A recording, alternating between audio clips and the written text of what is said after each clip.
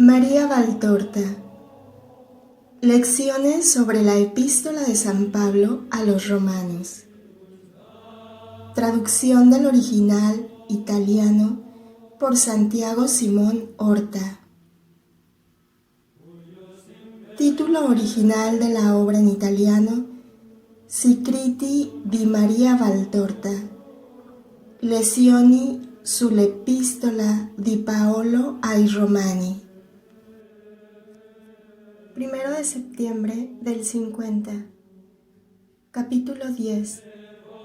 Versículo 1. No puede arguirse por esto que no tenga también Dios misericordia y justicia con Israel.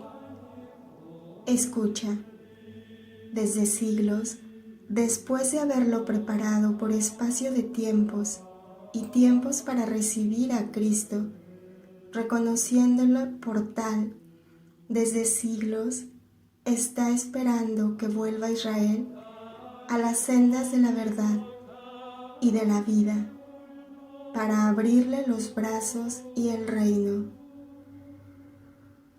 Fue bueno Dios con su pueblo culpable, al igual que lo fue también el apóstol salido de ese pueblo, amado por él mientras permaneció al mismo y se demostró acorde hasta el fanatismo con sus ideas, y después lo escarneció y odió como a un regenerado de la ley hebrea y como a un desertor de la sinagoga y de su raza. Pablo fue bueno por ser un verdadero seguidor, siervo y apóstol de Cristo, del que asimiló todas sus enseñanzas y, en especial, la de la caridad, tan opuesta a su temperamento fogoso y duro, pero que predicó y practicó heroicamente, doblegándose y partiéndose a sí mismo y a su yo, hasta hacer de esta lucha entre su naturaleza y su voluntad un martirio íntimo e incruento, aunque no menos doloroso. Y así dice: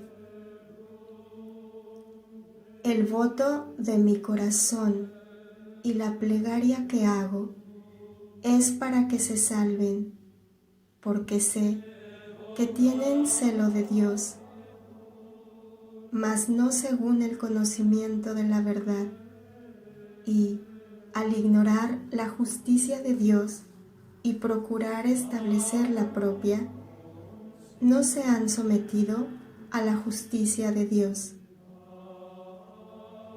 Pablo, por tanto, con su experiencia del pecado y de las causas que originaban el pecado de los hebreos, que no quisieron someterse a la justicia de Dios, por haberlo cometido, él mismo antes de ser fulminado en el camino de Damasco, aplica nombres exactos, aunque abiertamente no lo dice, a las pasiones nada buenas que hacían descaminar a Israel, y reconoce que ellas son las mismas que cerraron durante siglos a Adán, el Edén y el paraíso, así como por siglos cerraron también el paraíso a los hebreos. Ellos vienen a ser una vez más los frutos concupiscentes nacidos del veneno esparcido por la serpiente, para corromper a dos inocentes. Estos son la soberbia, la desobediencia y la avaricia. El que es habíale dicho a Moisés, su profeta: yo soy el Señor tu Dios, no tendrás otros dioses, porque yo soy un Dios celoso. a lo largo de los siglos y por medio de profetas llegados después, había invitado a su pueblo a reconocer al Mesías en su realidad de Salvador y de Rey celestial, de Rey de reyes y Señor de señores, Verbo del Padre y verdad eterna, signo, por tanto, de ser adorado como Dios, venerado como Santo de los santos, escuchado y obedecido en sus enseñanzas, mas estas enseñanzas y la misma humildad en el aspecto y en la condición de Cristo chocaban con el concepto que de él habíase forjado los soberbios hebreos y más que nada chocaban con sus costumbres morales. Sentíanse dioses, no por santidad de vida, sino por fuerza de poder. Ellos eran los príncipes de los sacerdotes, los fariseos, los escribas, los herodianos, los saduceos. Jesús era tan solo el carpintero de Nazaret. Ellos daban lecciones en el templo, o mejor, como dice Cristo en el versículo 2 del capítulo 23 de Mateo, se sentaban en la cátedra de Moisés.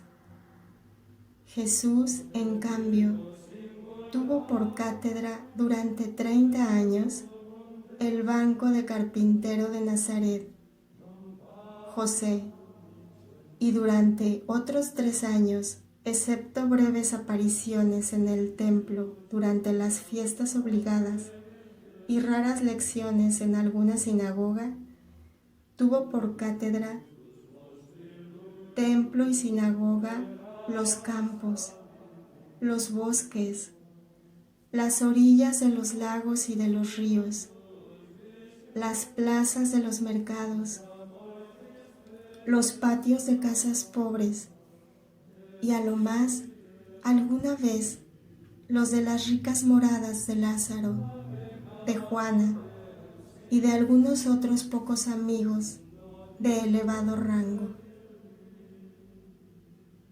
para quienes todo lo cifraban en la exterioridad y en la opulencia. Esta humildad de origen, de carácter, de vestido, de lugares, de enseñanza, eran otros tantos motivos, o más bien, otros tantos pretextos para no reconocer en el hijo del carpintero de Nazaret al Hijo de Dios, al Mesías prometido. Él enseñó la humildad, tanto con la palabra como con el ejemplo. Escogió de entre el pueblo humilde a sus apóstoles, haciendo del más ignorante y rudo de ellos, pero de buena voluntad, su cabeza, su piedra, su continuador y su primer pontífice. Uno tan solo de los 12 se parecía en ideas, gustos y carácter a los que se sentaban en la cátedra de Moisés, y de entre ellos fue el único que le traicionó.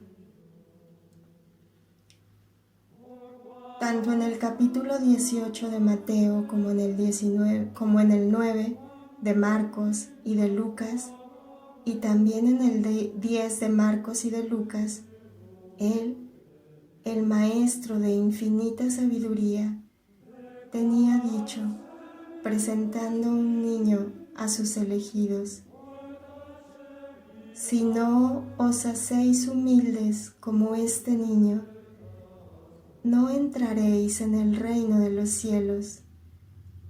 El más pequeño, humilde, ese es el más grande a los ojos de Dios, que mantiene escondidas las cosas excelsas a los sabios e inteligentes y las revela a los pequeños por su humildad.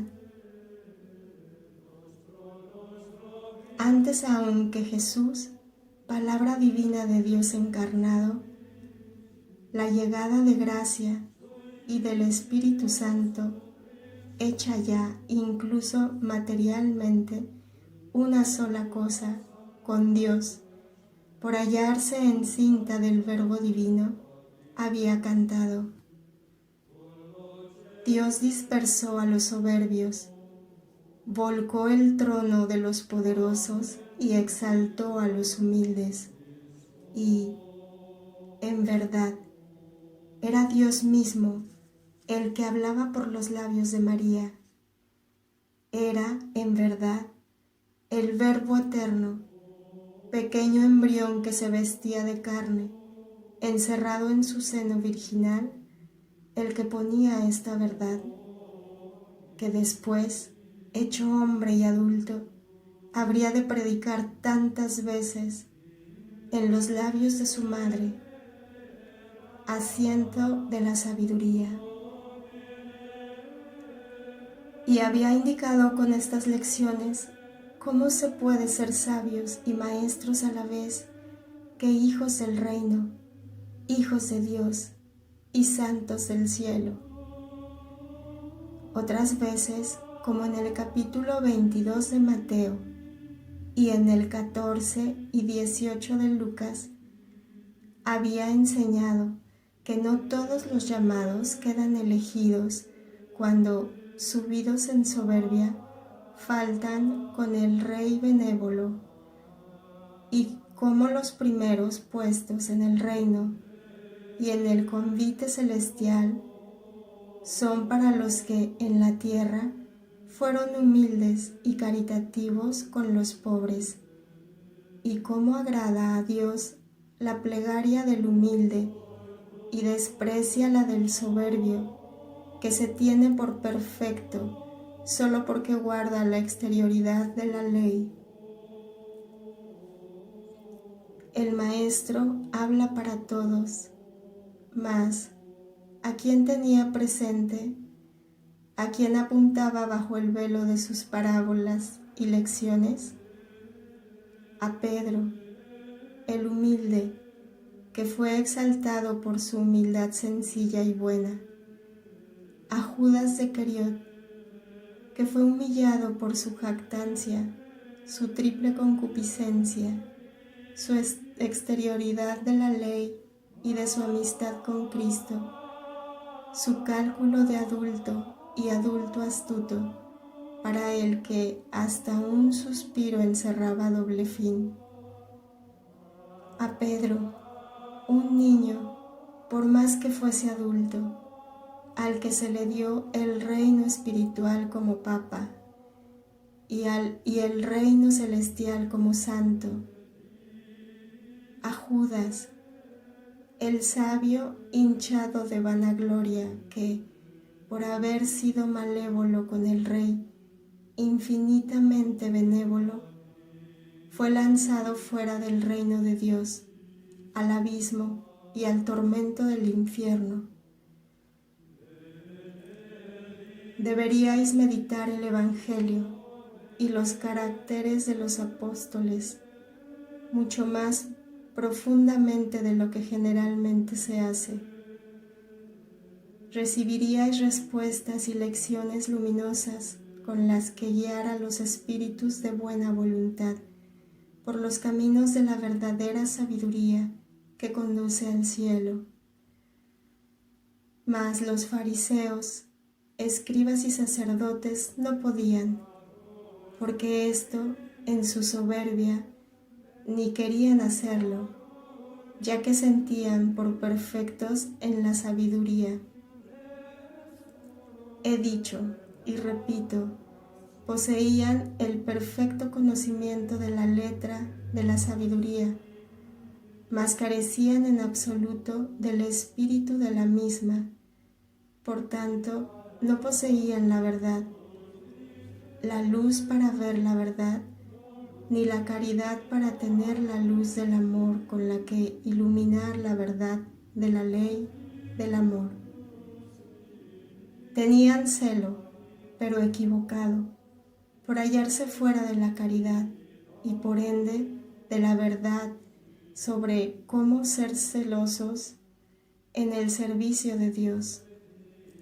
Tenían una justicia suya propia, toda humana, que habíanse dado a sí mismos, a la que no sabían renunciar, porque renunciar a ella quería decir inclinar la cabeza, despojarse de los propios hábitos morales, para hacerse con otros propuestos por una justicia en nada conforme con sus gustos, tan amantes de los honores y de las supremacías. ¿Y propuesta por quién? Por un aldeano galileo. Bien es verdad que éste se profesaba hijo de Dios y hacía obras y daba lecciones propias de Dios.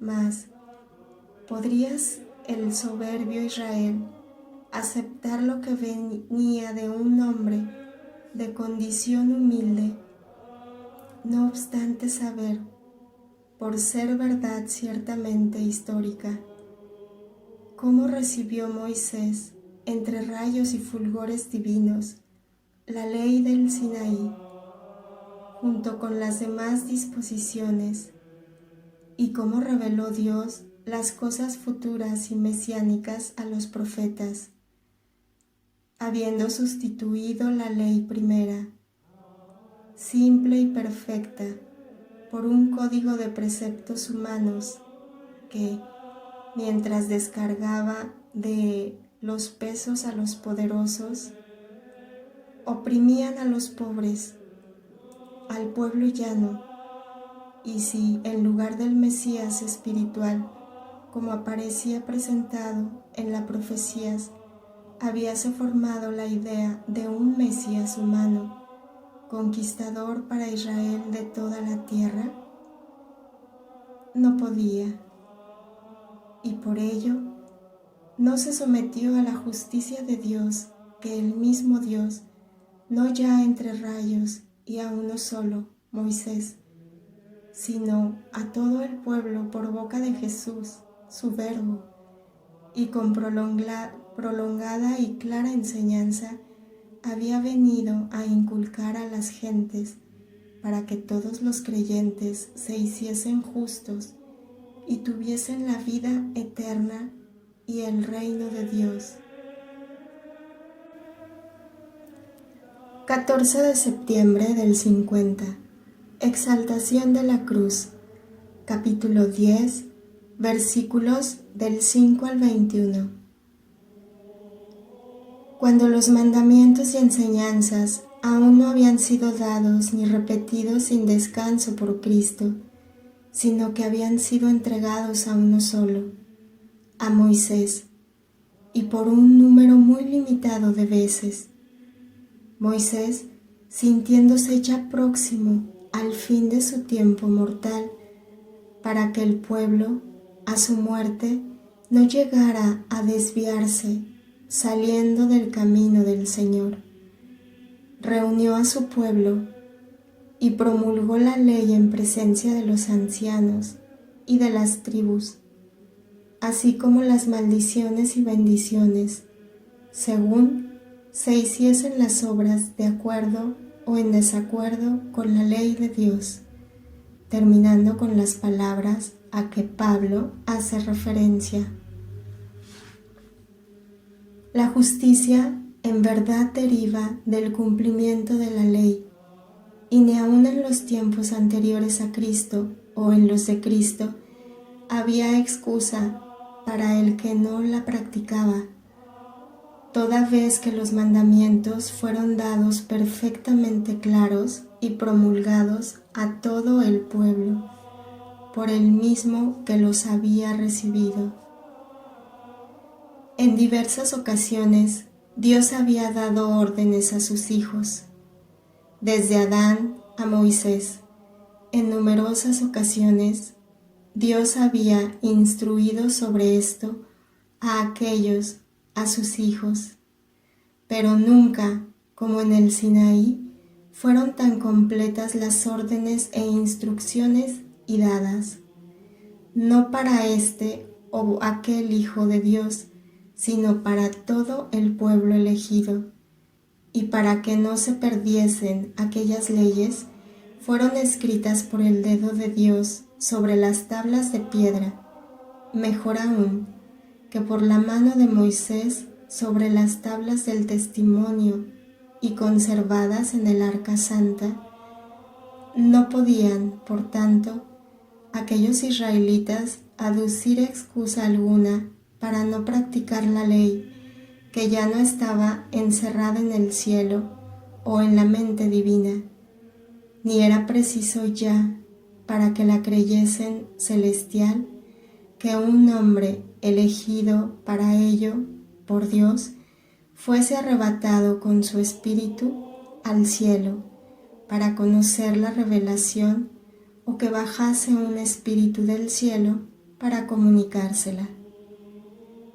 La palabra de Dios, como dice Moisés, se encontraba ya desde el Sinaí, muy cerca de los miembros del pueblo de Israel. En el arca, puesta en el tabernáculo que estaba siempre en medio del pueblo de Israel, o estaba más bien, al conocerla ya, en la boca y en el corazón de los hijos de Israel, y así los que de ellos eran justos podían vivir según la ley. Con mayor razón debían haber vivido la justicia de la ley aquellos que eran coetáneos y contemporáneos de Cristo, los cuales, además de la ley y la profecía de Moisés sobre el futuro Mesías, el Señor, tu Dios, suscitará en tu nación y entre los hijos de ella, y hermanos de Moisés, un gran profeta. Escuchadle. Será profeta como tú, mas yo pondré mi palabra en su boca, y él dirá todo lo que yo le mande decir. Y si alguno no quiere escucharle, ni oír mi palabra que hablará en mi nombre, yo me vengaré de él. Oían estas palabras de la boca misma de Cristo. Mi doctrina no es mía, sino de aquel que me envió. Yo digo lo que el Padre me enseñó. El que no cree en mí está condenado. He venido en nombre de mi Padre y no me recibís. Yo no os acusaré ante el Padre, pues hay quien os acusa, ese Moisés en el que esperáis, que dijo de mí: si no creéis en sus palabras ni las escucháis, ¿cómo habéis de creer y escuchar las mías? Vosotros tratáis de matarme porque mi palabra no penetra en vosotros. Mas conforme a las profecías de Isaías, ellos tuvieron ojos y no vieron, oído y no oyeron, y un corazón duro que no comprendió porque no quiso comprender. Y así, por más que la misma palabra de Dios bajase del cielo para instruirles y ascendiese de los infiernos para persuadirles y adoctrinarles una vez más, a fin de convertirles, no se convertirían, pues no quisieron reconocer a Cristo, fin y perfección de la ley, siendo este el motivo de su condena. Esa misma condena que sobre la tierra desde la tierra incluso, y más allá de la tierra, herirá contigo más o menos temporal y tremendo a todos aquellos que no creen en Cristo ni practican su ley. Y no solo esto, sino que, a mayor abundamiento, los judíos noveles le niegan el derecho de poder seguir realizando obras de continua evangelización mediante sus elogios y no admiten, antes desprecian y persiguen a las místicas lámparas que Dios enciende de continuo para que este mundo no perezca en medio de las tinieblas y del hielo espiritual. No basta creer en la existencia de Dios, de Cristo, de la otra vida, del premio y en tantas otras verdades de fe que es pecado no creer. Es preciso creer también en la infinitud del poder y de la misericordia de Dios, que mandó a su Hijo a evangelizar al mundo y su Espíritu a dar sus luces y sus dones a los apóstoles y discípulos de la nueva Iglesia, para que la tierra conociese a Cristo, Salvador, de cuantos en Él creen, y que envía a sí mismo los fuegos y las luces del Espíritu Santo a los que quiere y a cuantos merecieron tal don para que hagan flamear las llamas de la caridad y despertar y completar la verdad en los corazones, y así sea alimentada de continuo la masa de los hombres con la fe y el amor, pues muchas veces no perecen por ellos, porque ellos lo quieran, sino por falta de auxilios extraordinarios que les saquen de las debilidades y de la muerte del espíritu, del modo que Jesús traía a estado de salud y nueva vida a los desfallecidos o muertos de la carne y del espíritu. Se dijo por boca inspirada: vosotros sois otros Cristos, y podrá negarse que los verdaderos otros Cristos puedan hacer obras de sabiduría y de salvación igual que las que hacía Cristo. ¿No dijo él: vosotros haréis obras como las mías y aún mayores? ¿Acaso no llamó él a la luz y llevó a su reino a paganos, gentiles, griegos y judíos? ¿Por ventura no han confirmado los acontecimientos las palabras de Pablo?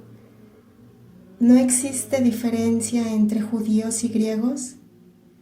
Y también, ninguno que hable movido por el Espíritu de Dios lanza anatemas contra Jesús.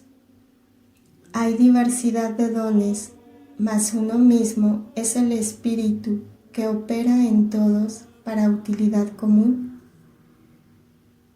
Así pues, todo aquel que cree e invoca al Señor, y si le invoca es porque le ama, tiene la salvación, vive en Dios, sirve a Dios del modo como Él quiere que su vasallo le sirva, y recibirá idéntico premio al de quienes sirvieron al Señor de formas diferentes por haber recibido de Dios misiones diversas y dones adecuados a cada una de esas misiones. Bellos son los pies que se cansan de tanto andar evangelizando, como bellos son también los entendimientos y corazones de los contemplativos que ruegan por aquellos que se gastan en la vida activa. Y bellos, igualmente, los espíritus obedientes, atentos y humildes, que hacen la voluntad de Dios, por más que sea ésta extraordinaria, y no divagan con su espíritu, ni caen en la soberbia por haber llegado a ser oídos, que escuchan al Señor, e instrumentos de revelación privada para los hermanos. Bellos son los perseguidos por esto. A la corona de los justos se añadirá para ellos la de los mártires, porque sufrieron por la justicia. En verdad que a ellos les alcanza la beatitud de todas las bienaventuranzas. Ellos son pobres de espíritu, porque no tienen apego a las riquezas ni a las alabanzas, no negocian con los dones de Dios, ni echan bando de su servicio extraordinario. Tienden los velos de su humildad sobre los secretos del Rey, como fuentes ocultas de sabiduría. Se dan a los hermanos necesitados, no queriendo recibir a cambio ni el aplauso de las gentes, que es para ellos motivo de turbación tan solo. Y por esto es ya suyo el reino de los cielos, que está en su corazón, y descubre sus misterios a sus sentidos espirituales, a la espera de recibirlos para siempre en otra vida. Ellos son mansos para el querer de Dios, por más que les resulte doloroso tal querer, y poseen la tierra, es decir, obran en su aislamiento como muy pocos lo hacen, conquistando innumerables almas para Dios. Son reyes y maestros para muchos durante y después de la vida, y de ellos puede decirse lo que en el cantar. Correrán tras el olor de sus perfumes de sabiduría, esparcida como un bálsamo, para que muchos tengan en ella curación y consuelo espiritual.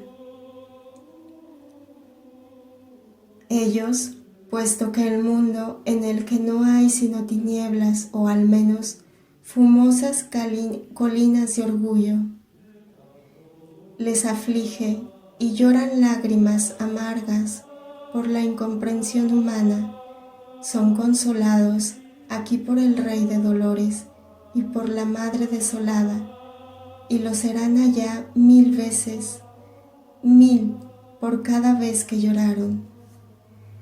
Ellos, que por su hambre y sed de justicia hubieron de gustar la ceniza, la hiel, el ajenjo y el vinagre que les proporcionaban los hombres, habiendo sido saciados en su espíritu únicamente por el espíritu de amor, su diario maná, tomarán asiento al final en el banquete nupcial del Cordero, y Dios mismo será quien les sacie, revelándose a ellos y revelándoles todos los letificantes misterios de Dios. Ellos, que con espíritu de misericordia no dejaron de servir a Dios, aun sabiendo que con ello habrían de encontrar y sufrir la inmisericordia humana, que es enviada hacia los elegidos, y se venga de ellos de 1000 formas, para hacer de su elección una cruz. Encuentran y encontrarán completa misericordia en el corazón de la indestructible misericordia, Jesús, y en el de la mujer, que no solo no odió a los que mataron a su hijo, sino que rogó por su conversión. Ellos, puros de corazón, no volviendo la mirada más que a su Señor, para servirle siempre prontamente, ni pueden escuchar otras voces, así de los sentidos como de las tentaciones, pues únicamente están atentos a las voces del cielo. Gustan ya la beatitud de la visión de Dios, de su conocimiento, grande, aunque limitado todavía, y aguardan con sencillez la llegada de la hora en que poder verlo tal cual es por toda la eternidad. Ellos, pacíficos por ser hijos y siervos del Rey de paz, compenetrados en las palabras del Pacífico, cuyos ejemplos siguen aún con sus adversarios, son verdaderos hijos de Dios, siendo con tal nombre llamados eternamente, y habitarán en sus tabernáculos después de haberle dado hospitalidad en su corazón, pues Dios está con los hombres de paz. Ellos, que por amor a la justicia y por haber trabajado para que ella aumentase en mucho y acudiesen muchos a ella, sufrieron toda clase de persecuciones, no pudiéndose decir que sea persecución únicamente el martirio cruento que viene a resultar rápido. No. El amo del mundo y sus servidores, más o menos conscientes de serlo, tienen 1000 modos de perseguir, fraudulentos, disimulados, lentos, basados en la mentira, en la calumnia, en la injusticia, que los emplean con astucia refinada contra los siervos de Dios, martirizándolos incluso y sobre todo en aquellas partes del yo que verdugo alguno puede martirizar, en las partes incorpóreas, en la mente y más que nada en el espíritu.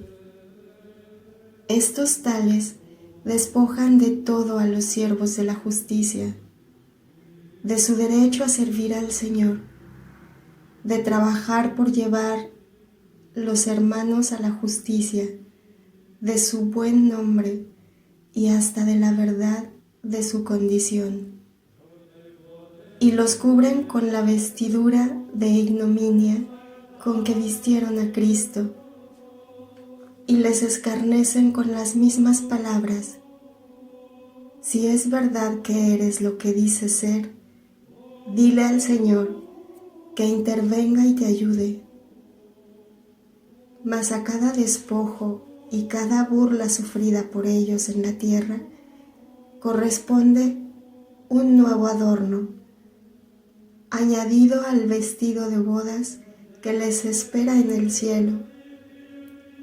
Un aumento de gloria para estos ciudadanos seguros del reino, y una alabanza mayor de parte del pueblo de los santos y de los ángeles, que desde lo alto de los cielos contemplan y juzgan con justicia sobrenatural las acciones todas de los hombres, los cuales, no todos, ay de mí, obedecen el Evangelio, ley y doctrina de caridad, de verdad y de justicia, verdad que enseña cómo Dios no hace distinción de personas, que no cuentan para Él bienes, cargos o cultura, sino que mira al corazón, al espíritu de las personas. Y puesto que cuanta más humildad de vida y simplicidad de costumbres hay, tanta más humildad de mente y de corazón, tanta más simplicidad de sentimientos y pureza de fines hay también, por lo general. Así es como Cristo, de acuerdo con esa norma, tomó hombres sencillos y humildes para hacer de ellos sus 12, y otro tanto hace Dios al escoger sus instrumentos de entre los sencillos, humildes y puros de corazón y de intención. La pobreza del instrumento sirve, por otra parte, para hacer resplandecer el poder y la acción directa de Dios. Mas estos instrumentos de Dios bien pueden dirigir al Señor la queja de los profetas y de los apóstoles, reiterada y reasumida por Pablo. ¿Quién creyó en lo que decíamos nosotros? Pero no se desanimen. Estos instrumentos, por persecuciones, vejaciones, opresiones, calumnias y desprecios que puedan sufrir de parte de quienes vienen a repetir las maneras del Antiguo Testamento y de los grandes, en bienes y en soberbia de Palestina, contra Cristo. Mírenle a Él e imítenle, sin hacer pausa en su misión y sin acobardarse. La palabra de Dios fue escarnecida, calumniada y ahogada sobre la cruz. Mas desde hace 20 siglos ella triunfa, llena la tierra y resuena, no ya hasta los últimos confines de la misma, cual eco imposible de ahogar y luz que no puede apagar, sino que allá está también ella, donde Cristo sufre persecución en sus hijos. Ni la espada, ni los tormentos, dijo Pablo, pueden separar de Cristo a quien le ama. Esto no lo pudieron conseguir los paganos de Roma, de los primeros cristianos, ni los endemoniados servidores del actual anticristo. Lo pueden conseguir ahora de los actuales, continuadores de aquellos. Es como una mística lámpara encerrada en los corazones, pronta a salir y llamear de nuevo. La alimentan las lágrimas de los perseguidos en su fe, de aquellos que nunca como ahora buscan a Cristo y su reino, que constituyen su única paz, su única luz en las tinieblas y en las crueldades que imperan allí, de donde Cristo fue desterrado, y su única esperanza de vida gozosa tras la opresión terrena. No hay que contribuya tanto a aumentar el poder de una idea o de una religión como la persecución de las mismas. El mismo Cristo adquirió ese sello de gloria imperecedera, por el que reina y reinará como santo de los santos, aún en su naturaleza de hombre, precisamente por su dilatada persecución moral y por su atroz persecución final. Así es como lo encuentran cuantos le buscan con amor. Si es como se presenta a cuantos se hallan oprimidos, afligidos y agobiados bajo un yugo temporal, mostrándose a ellos con aliento insospechados, solo conocidos por Él. Y así, ciertamente, se presenta también y hace que le encuentren con su severo juicio, cuantos desde los hebreos de su tiempo, enemigos suyos, hasta sus enemigos de ahora que le persiguieron y le persiguen en sus fines, no solo durante todo el día, sino durante toda su vida, entre los hombres, tuvo extendidas sus manos, abrió su corazón y derramó los tesoros de la palabra eterna al pueblo de Israel. Mas los grandes de Israel no quisieron reconocer aquel gesto, no quisieron entrar en aquel corazón ni recoger aquellos tesoros. Hasta sobre la cruz aceptó, pues solo una libre aceptación suya podía hacer que fuese alzado de tal manera. Estar con los brazos abiertos y extendidos, como sacerdote y amante que se ofrecía e invitaba a su pueblo, y aún muerto ya, quiso tener abierto el corazón. Muda y postrer enseñanza para toda la humanidad de la inmensa caridad de Dios y de la puerta santa que acoge en el reino de la misericordia infinita a cuantos se vuelven al Dios hombre con espíritu bueno.